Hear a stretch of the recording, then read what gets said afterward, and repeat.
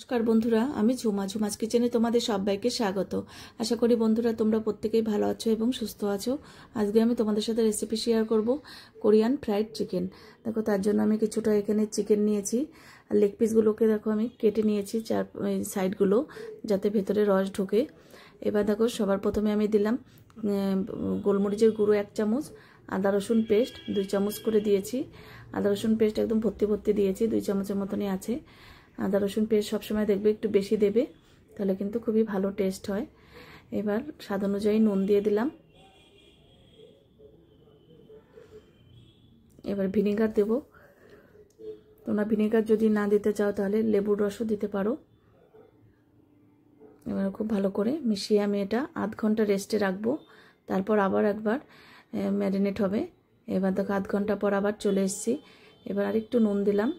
এবার দিলাম কিছুটা কর্নফ্লাওয়ার আর কিছুটা ময়দা। এবার ঝালের জন্য এটা লাল লঙ্কার গুঁড়ো দিলাম, একটা ডিম দিয়ে দিলাম।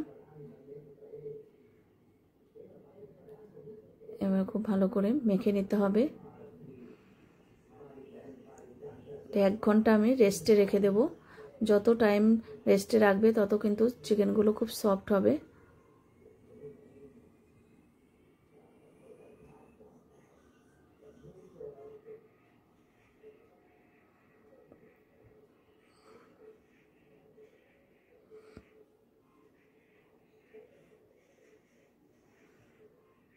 এই কোরিয়ান ফ্রাইড চিকেনের রেসিপি তোমাদের যদি ভালো লাগে অবশ্যই একবার হলেও করো, দেখবে ঘরেই কত সুন্দর তৈরি করা যায়।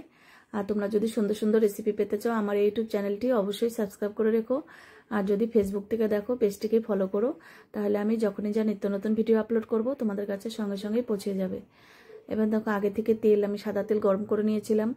এবার চিকেনগুলো দিয়ে এভাবে দেখো ফ্রাই করে নেব। আর 2 বার করে কিন্তু ফ্রাই করতে হবে। একবার হয়ে গেলে নামিয়ে রাখবো। এটা আবার দ্বিতীয়বার আবার ফ্রাই করব। এবার উঠিয়ে নেব।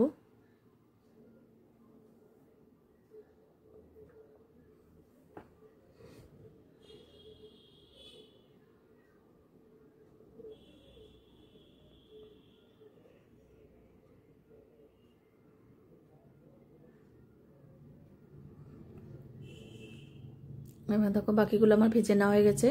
এবার দ্বিতীয়বারগুলো আবার দিয়ে দিলাম, কিন্তু আবারও একটু ফ্রাই করতে হবে 2-3 মিনিটের মতন।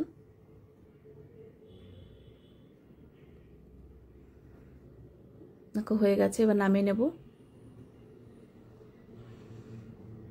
এইভাবে আমি সবগুলো ভেজে নিয়েছি। এবার এতটা তেল লাগবে না, উঠিয়ে নিয়েছি। এবার দেখো, কিছুটা রসুন কুচনো দিয়ে দিলাম। রসুনটা হালকা করে একটু ভেজে নিতে হবে।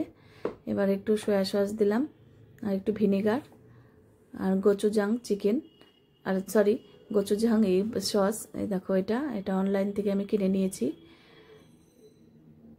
এটা ভীষণ ঝাল, খুব বেশি কিন্তু লাগে না।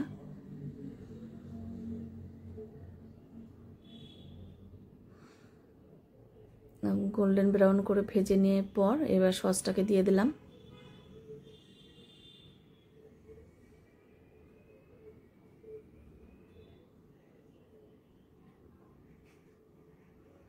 এবার 1 চামচের মতো মধু দিয়ে দিলাম। এই কোরিয়ান চিকেনটা কিন্তু একটু মিষ্টি মিষ্টি, ঝাল ঝাল, মিষ্টি মিষ্টি হয়। এবার চিকেনগুলো দিয়ে দিলাম।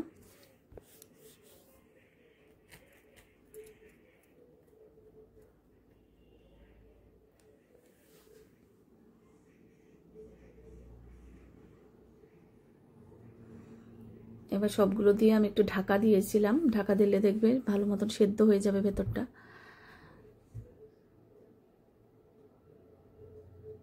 দেখো এরকম হয়েছে, একদম জুসি জুসি চিকেন।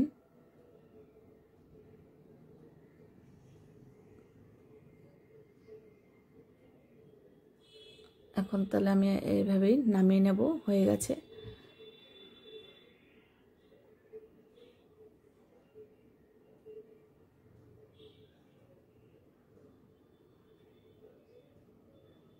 আজকে তাহলে আমি এখানেই রাখছি। টাটা বন্ধুরা।